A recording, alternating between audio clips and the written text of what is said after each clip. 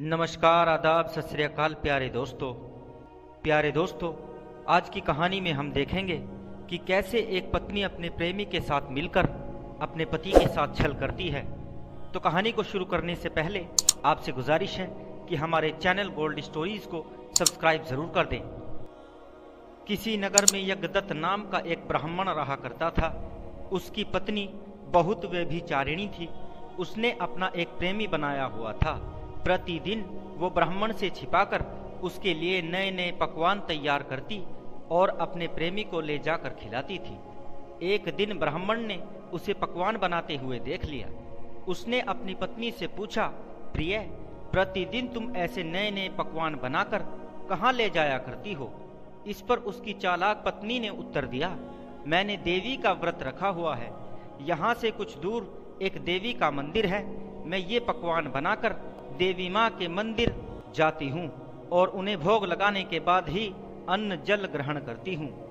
पकवान बन जाने पर वो अपने पति के सामने ही उनको लेकर मंदिर के लिए चल पड़ी।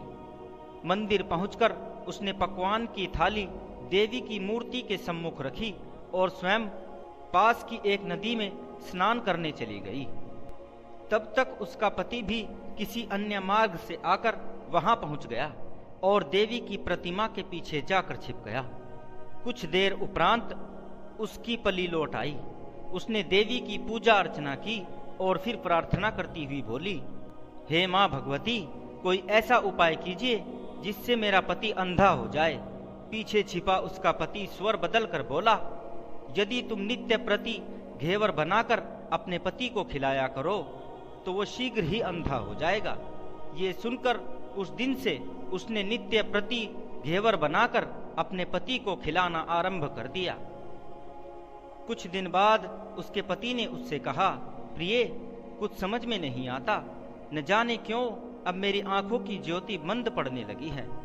मुझे अब उतना साफ दिखाई नहीं देता जितना पहले दिखाई देता था। ये सुनकर उसकी व्यभिचारिणी पत्नी मन ही मन बहुत प्रसन्न हुई। 2-4 दिन बाद ब्राह्मण ने फिर अपनी पत्नी से कहा कि अब तो वो निपट अंधा हो चुका है, उसे कुछ भी दिखाई नहीं देता।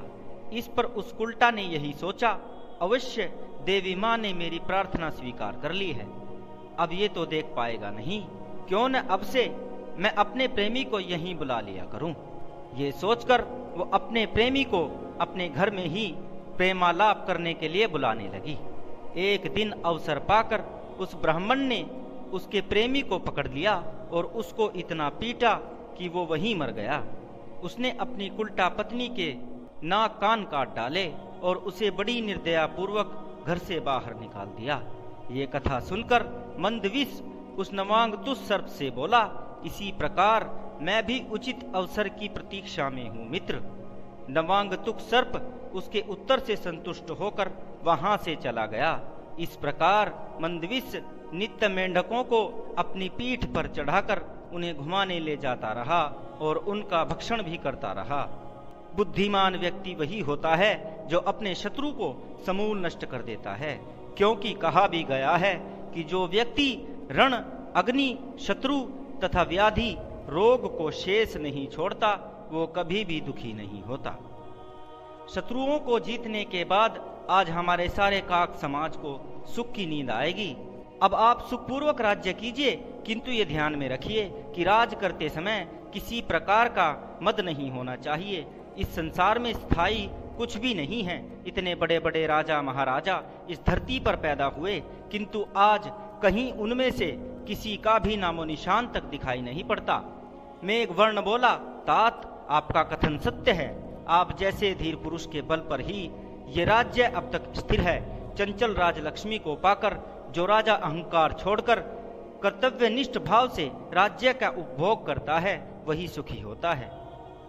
उसके पश्चात स्थिरजीवी की सहायता से मेघवर्ण ने बहुत वर्षों तक सुखपूर्वक राज्य किया, लेकिन अपने कर्तव्य को कभी नहीं भूला। तो प्यारे दोस्तों, कहानी कैसी लगी कमेंट बॉक्स में जरूर बता दें और हमारे चैनल को सब्सक्राइब जरूर कर दें। बहुत बहुत शुक्रिया।